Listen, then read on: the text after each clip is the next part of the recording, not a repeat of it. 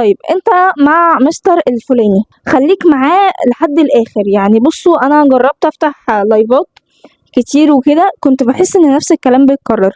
مدرسين كبار وكل الاسئله معاهم، مفيش مستر بيبقى معاه اسئله ومستر تاني بيبقى معاه اسئله تانية هي دي اللي هتيجي في الامتحان. كل الاسئله شبه بعضه، كل المدرسين واخدين من نفس المصادر. فالمستر ان انت مرتاح معاه كمل معاه للاخر. خلاص انت هتنام. وعايزين نتكلم في النقطه دي.